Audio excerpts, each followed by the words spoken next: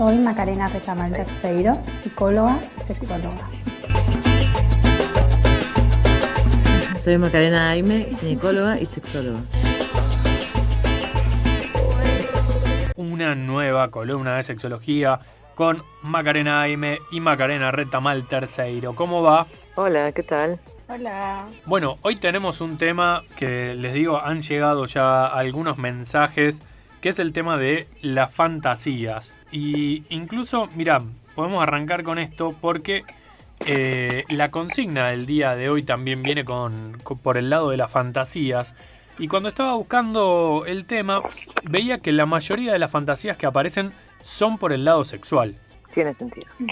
¿Por qué tiene sentido?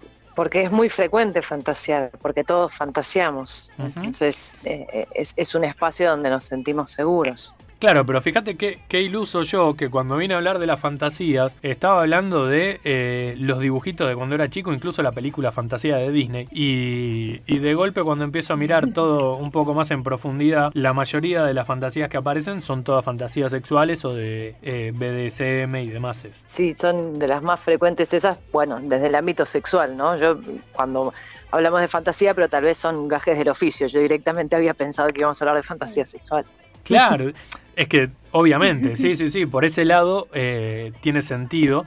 Yo me quedé porque, bueno, como lo hablamos en general en el programa por el lado de la consigna del día, dije, mira, bueno, se ve que era bastante más ingenuo de lo que uno piensa día a día. Pero si querés podemos arrancar por ahí, Maki. ¿Qué es una fantasía? Las fantasías son pensamientos sexuales generados internamente, ¿no? Y junto con los sueños eróticos, son el principal activador interno del deseo. Nosotros, el deseo tiene activadores internos que vienen por parte de los sentidos, la vista, el olfato, el gusto, etcétera, y tenemos activadores internos, que son los sueños eróticos y la fantasía. Por ahí, por lo que estaba viendo, a diferencia de las fantasías en general, la fantasía sexual es algo que tiende a de alguna forma u otra cumplirse. No estoy tan de acuerdo. Eso me parece que es uno de los mitos. Mira, o sea que es algo que queda más en la cabeza que realmente lo que se termina haciendo. Sí, en realidad justamente me parece que ese es uno de los mitos, ¿no? Las personas tienden a querer cumplir las fantasías. Ajá.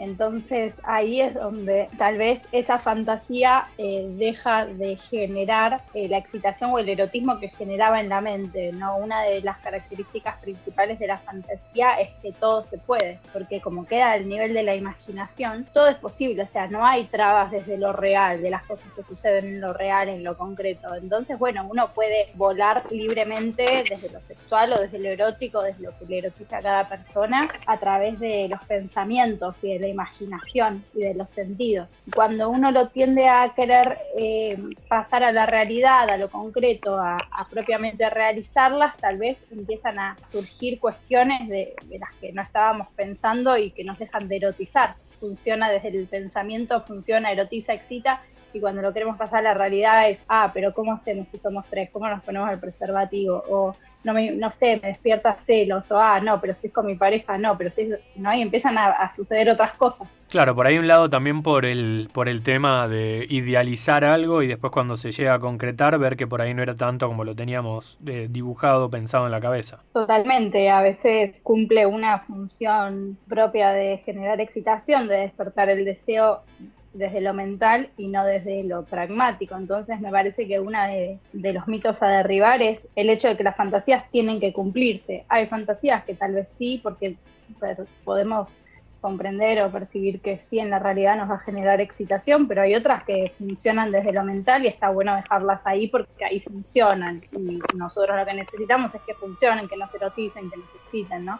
Esa es un poco la función. Maki, si vamos un poco al consultorio y hablar un poco más de lo que sí realmente pasa o lo que por ahí más consulta la gente, ¿cuáles suelen ser las fantasías sexuales más frecuentes? Sí, hay una encuesta muy amplia hecha en el 2018 que dice que las fantasías más comunes son el sexo grupal, encabezado por el trío, y le siguen las orgías, ¿no? Y esto lo que se ha visto es que en general incluía a sus parejas, con lo cual podríamos llegar a intuir que no está hablando de reemplazar, sino de compartir. Ese es el más frecuente. Después el que le sigue son las prácticas del BDSM, que ya que es la segunda fantasía en frecuencia, por ahí está bueno que aclaremos a qué se refiere el BDSM. Es una sigla que engloba distintas prácticas, ¿no? Que engloba el bondage y la disciplina, que el bondage es la restricción física con esposas, amarras, sogas o lo que sea, que implica cierta entrega de control de tu cuerpo a una persona. Entonces va desde ese lado, ¿no? Después está la dominación, la sumisión y el sadismo y el masoquismo. Y entre todas estas prácticas, todo se unió en la sigla BDSM. Esa es la segunda en frecuencia y después la tercera están todas las novedades, la aventura, ¿no? Las cosas que por ahí sí se pueden hacer, que no está contemplado dentro del sexo no convencional, pero que son novedosas. El sexo anal, el uso de juguetes, los disfraces, los lugares públicos y todo eso entraría como en el tercer puesto. Después tengo para contarles una historia que nos mandaron recién a WhatsApp, que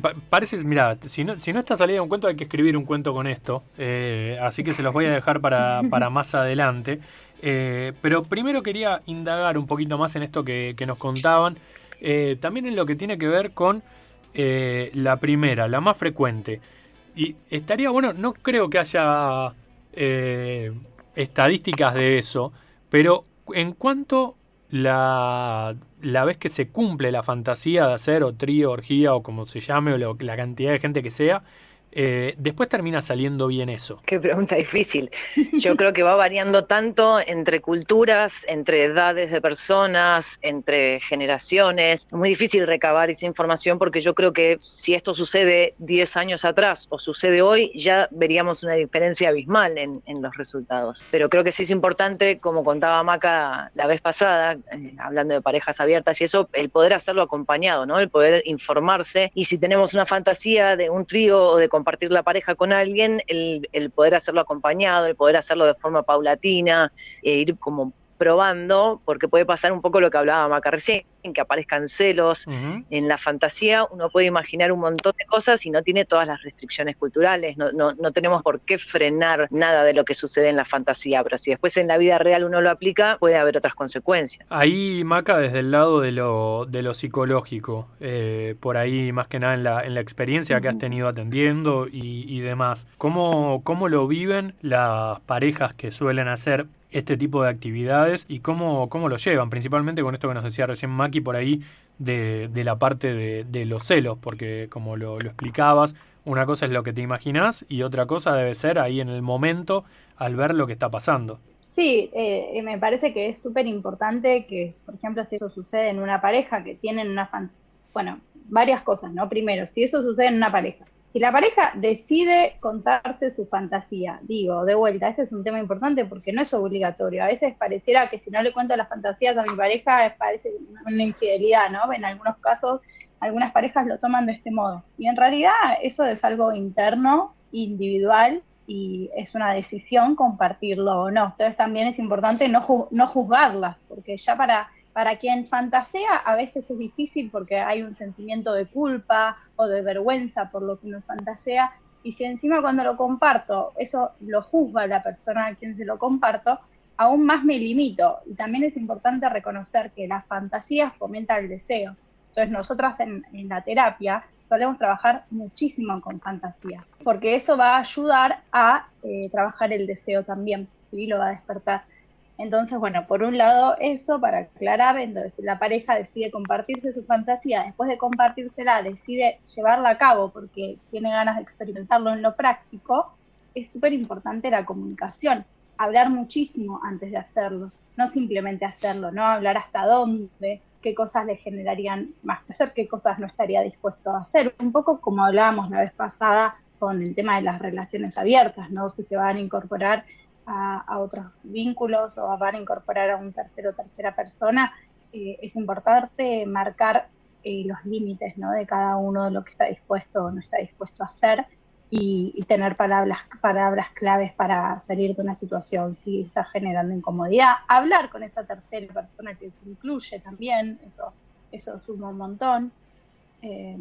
Bueno, un poco me parece que esas son las medidas que se podrían tener en cuenta previo a hacerlo. Hay muchas parejas que van y lo hacen sin mucha comunicación previa, ¿no? Como, bueno, tenemos este deseo, abrimos Tinder y vamos que vamos. Y bueno, Acá, ahí suceden algunos problemas. acá hay una pregunta que la tiro a ver quién la quiere responder. Es bastante complicada, me parece, así que me van a querer matar las dos. El tema es, dice que fantasía con otra mujer cuando está con su pareja. Si eso es engaño o no es engaño. Nada, contestar Acá vos, dice Maca, que pero no no. es engaño en absoluto. No es engaño. A ver, me parece que cada pareja es un mundo, cada pareja tiene sus reglas, hay parejas que también dentro de determinadas religiones pensar en otra persona es considerado infidelidad, un engaño, una traición. Entonces, bueno, cada pareja va a decidir si es infidelidad o no. No nos podemos meter en la ética y moral de cada Claro. uno porque, bueno, eso es muy personal. Pero sí podríamos decir que lo que sucede en los pensamientos es propio e interno y no tenemos por qué compartirlo mientras no se rompan las reglas que esa pareja estableció, no lo es. Y después en relación a la orientación sexual, que es algo que es súper común, que pasa que tal vez una persona que es heterosexual, por ejemplo, pero tiene fantasías homosexuales, empieza a dudar sobre lo que le gusta o no. Y me parece que lo interesante y lo lindo de las fantasías es que todo es posible, que podés fantasear con lo que quieras, que te erotice y que va a estar buenísimo. Después vos elegís si querés hacerlo o no, llevarlo a la práctica o no. ¿Sabés que me hacías acordar algo que charlamos? Encima, Estábamos charlando otro día de gente que en los sueños sueña que su pareja lo engaña o que tiene algún problema y después se despierta enojada y se queda enojada unos cuantos días por un sueño. Sí, pasa un montón. sí, no sé mucho. Lo que yo quería aclarar, que encima las fantasías son necesarias, o sea, es lo que estábamos hablando de estos inductores internos, ¿no? Ujú. O sea, necesitamos, es la nafta del deseo. Es importante que no entre en ese otro ámbito, porque si uno quiere que el deseo de su pareja esté despierto, es necesita de fantasía. Entonces, es un tema acá que nos usamos en la terapia, el practicar la capacidad de fantasear. Es muy importante porque es una herramienta importantísima a la hora de la motivación sexual. La fantasía erótica es la elaboración de un constructo que puede ser el objeto puntual de nuestro deseo. Entonces, para muchísimas personas que es tan difícil identificar el objeto de nuestro deseo, el tener esta capacidad de poder ir elaborando las fantasías, que obviamente, como todo en la vida, es algo que se puede ejercitar, uno puede ir aprendiendo, ¿no? Con distintos ejercicios, a ir aprendiendo a fantasear. Y eso va a ser muy productivo para la vida sexual de esa persona. Maki, y en lo que tiene que ver también un poco en lo que nos contaba recién Maca con el tema de los distintos géneros, ¿hay diferencias entre lo que tiene que ver con las fantasías de los hombres y de las mujeres?